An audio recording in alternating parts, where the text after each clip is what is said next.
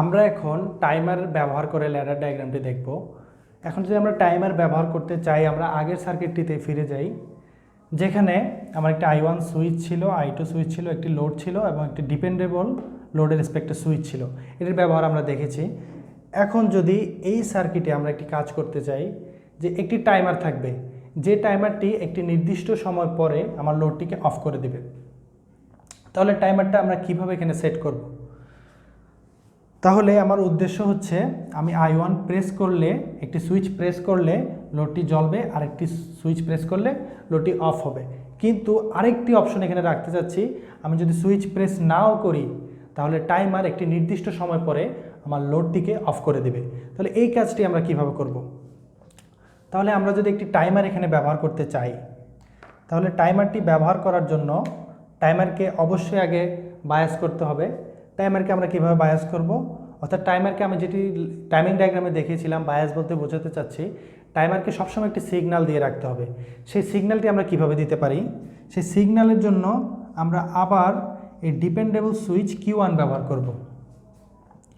যে Q1 আমার timer, আমরা ধরে নিচ্ছি টাইমার নাম T001, তাকে অন রাখবে। এখন Q1 যদি আমার টাইমারকে অন রাখে, এর অ্যাডভান্টেজটা আমি কিভাবে নিতে পারি? এর অ্যাডভান্টেজ যদি আমি নিতে চাই, তাহলে আমার লোডটি অফ করার জন্য অবশ্যই এখানেই কিছু অ্যাডিশন বা সাবট্রাকশন করতে হবে। তাহলে লোডটিকে অফ করার জন্য অবশ্যই এই জায়গাটি আমাকে ব্রেক করতে হবে। ব্রেক করার জন্য এই টাইমারের আমরা ডিপেন্ডেন্ট একটি সুইচ ব্যবহার করব। এই টাইমারের ডিপেন্ডেন্ট সুইচ আমি যদি নর্মালি ওপেন ব্যবহার করি, সেক্ষেত্রে কিন্তু আমার কোনো লাভ হচ্ছে না। সেক্ষেত্রে I1 প্রেস করলেই পাওয়ার যাচ্ছে না, প্রথম অবস্থাতেই পাওয়ার যাচ্ছে না। তাহলে Q1ও যাচ্ছে না, Q1-এ যদি পাওয়ার না যায় এখানেও যাচ্ছে না, এখানেও যদি পাওয়ার না যায় টাইমার সাপ্লাই পাচ্ছে না। তাহলে এই টাইমার সুইচটি আমরা যদি নর্মালি ক্লোজ ইউজ করি, তাহলে কিন্তু I1 যখন প্রেস করব এটি ক্লোজ হলো, I2 তো অলরেডি ক্লোজ, এটিও অলরেডি ক্লোজ, পাওয়ার এখান থেকে এখানে ফ্লো হলো। তারপর এর ডিপেন্ডেবল সুইচ এটি ক্লোজ হলো। এখন আমি I1 ছেড়ে দিলেও পাওয়ার এদিক দিয়ে যাচ্ছে, এবং Q1-এর সাথে সাথে এখানে কিন্তু এই সুইচটিও ক্লোজ হয়েছিল, যা আসলে আমার এই টাইমারটিকেও অন করেছিল। এবং টাইমারটি অন হওয়ার পরে আমি যে ডিলে দিয়েছিলাম, আমি ধরছি এটি অন ডিলে টাইমার, যার ডিলে ছিল 5 সেকেন্ড। তাহলে 5 সেকেন্ড পরে সে কিন্তু এই কন্ট্যাক্টটিকে ব্রেক করে দেবে। তাহলে 5 সেকেন্ড পরে সে যদি এই কন্ট্যাক্টটিকে ব্রেক করে দেয়, তাহলে কিন্তু আমার লোডটি অফ হয়ে গেল। এখন আমি যদি আবার চাই যে আমি যদি আবার I1-কে প্রেস করি আমার এই অপারেশন শেষে, তাহলে কি করব? এখন I1 যখন ওকে ছেড়ে দিল, সেই ছেড়ে দেওয়ার পরে কিন্তু Q1-এর কন্ট্যাক্টও চলে গেল। Q1-এর কন্ট্যাক্ট চলে গেল মানে এটিও ওপেন হয়ে গেল, এটিও ওপেন হয়ে গেল। এটি ওপেন হয়ে গেলে টাইমারের কিন্তু এখন আর কোনো কাজ নেই। তাহলে টাইমারের রেসপেক্টের এই ডিপেন্ডেবল সুইচ সে আবার নর্মালি ক্লোজ হয়ে গেল। তাহলে আমরা আবার আগের অবস্থায় ফিরে আসলাম। ফিরে এসে এখন যদি আমি আবার I1 প্রেস করি, তাহলে কিন্তু আবার আগের অপারেশনটি করা যাবে।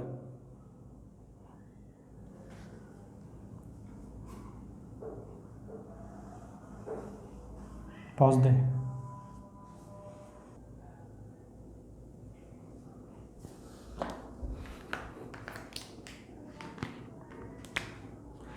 এখন আমরা আরেকটু অ্যাডভান্স সার্কিট দেখব, যে সার্কিটে আমাদের উদ্দেশ্য থাকবে আমরা যদি একটি সুইচ প্রেস করি তাহলে একটি লোড জ্বলবে, এবং একটি নির্দিষ্ট সময় পরে সেই লোডটি অফ হয়ে যাবে এবং সাথে সাথে অন্য একটি লোড অন হবে।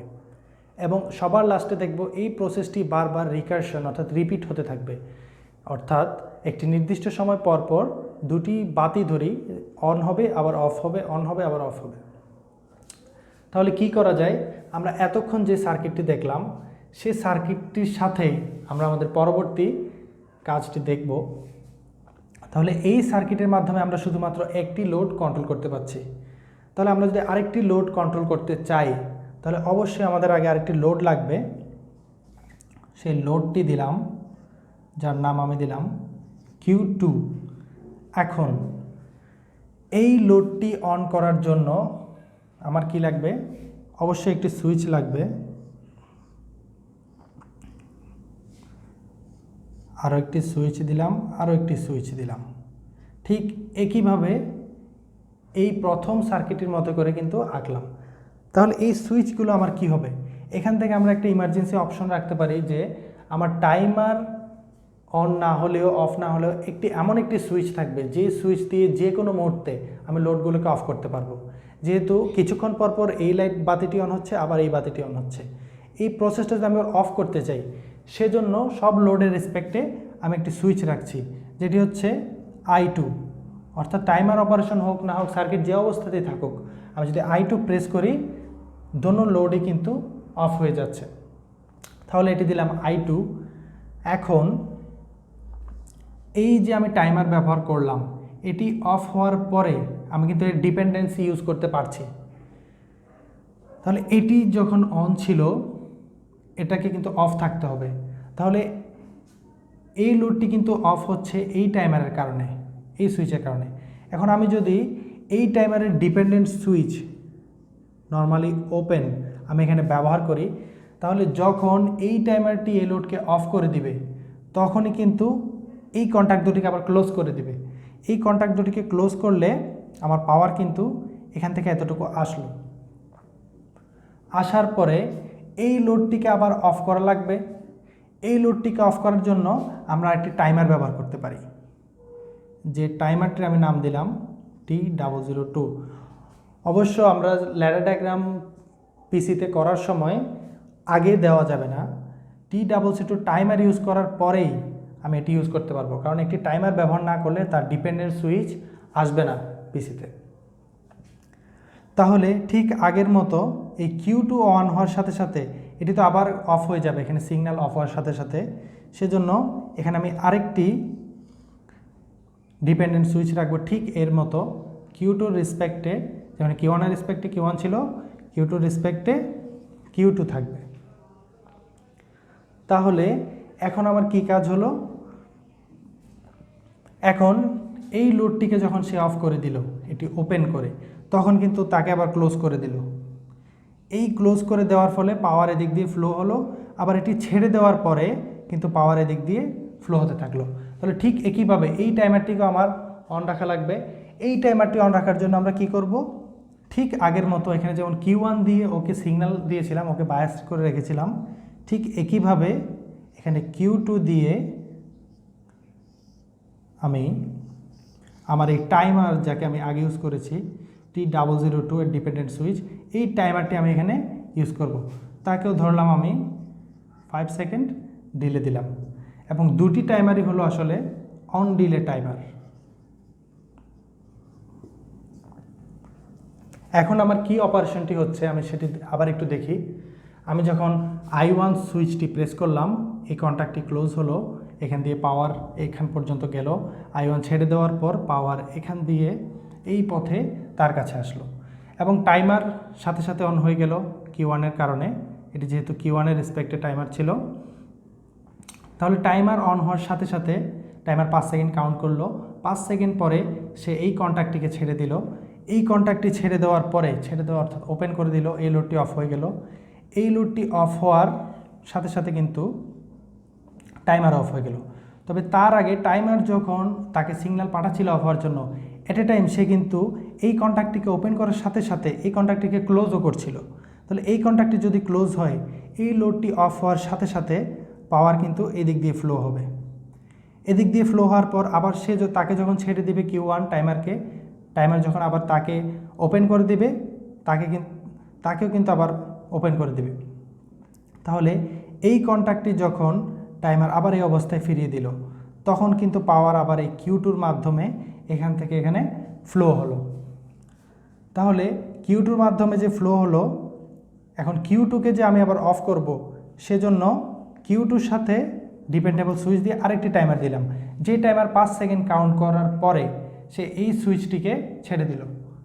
এই সুইচটিকে যদি সে ওপেন করে দেয়, তাহলে Q2 কিন্তু অফ হয়ে গেল।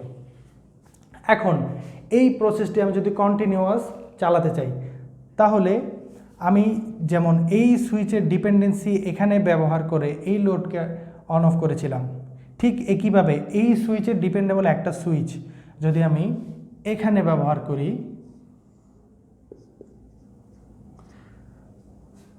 তাহলে কিন্তু আমার প্রসেসটি আবার চলতে থাকবে। যেমন বলতে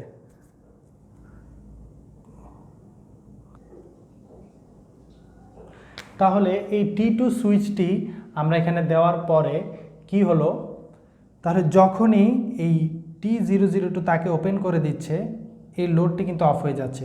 অ্যাট এ টাইম এই টাইমারটি কিন্তু এই সুইচটিকে ক্লোজ করে দিচ্ছে। তাহলে যখন আমার এই লোডটি অফ হলো, তখন কিন্তু এদিক থেকে পাওয়ার এই লোড পেয়ে গেল, অর্থাৎ এই লোডটি যখন অন হলো এই লোডটি কিন্তু অফ ছিল, আবার এই লোডটি যখন অফ হলো এই লোডটি কিন্তু অন হলো। ঠিক একইভাবে আবার প্রসেস কিন্তু চলে আসলো, এই টাইমারের কাছে পাওয়ার গেল, এই টাইমারের কাছে পাওয়ার যায়নি, লোডের কাছে পাওয়ার গেল, সেই লোডের কারণে আবার টাইমার পাওয়ার পেল, টাইমার রেসপেক্টে আবার কিন্তু সেই আগের সার্কেলটি চলতে শুরু করলো।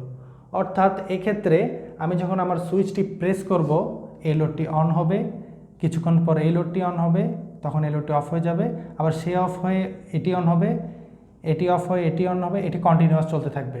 এই প্রসেসটি যদি আমি আবার বন্ধ করতে চাই সেক্ষেত্রে কি করব, এখন আমি যদি I2কে প্রেস করি, I2 যেটি হচ্ছে একটি পুশ বাটন সুইচ, যেটি পুশ বাটন অফ করছে, অর্থাৎ সেটি প্রেস করলে কন্ট্যাক্টটিকে খুলে দিচ্ছে।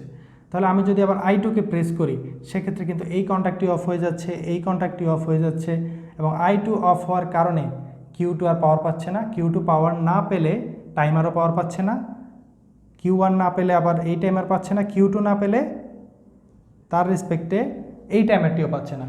তাহলে টোটালি আমার যে জিনিসটি বোঝা গেল যে I2 হচ্ছে পুরো সার্কিটের একটি কিলার সুইচ, যে সুইচ দিয়ে আমি যে কোনো সময় এই সার্কিটটিকে অন অফ করতে পারি। আমাদের নেক্সট টিউটোরিয়ালগুলোতে আমরা এই ধরনের আরও সার্কিট সিমুলেশন দেখব, এবং পিসিতে কীভাবে পিএলসি নিয়ে ডিজাইন করতে হয়, কীভাবে ল্যাডার ডায়াগ্রামে প্রোগ্রামিং করতে হয়, ড্র করতে হয়, এই বিষয়গুলো দেখব। তোমাদের সবাইকে ধন্যবাদ, আমাদের সাথে থাকবে।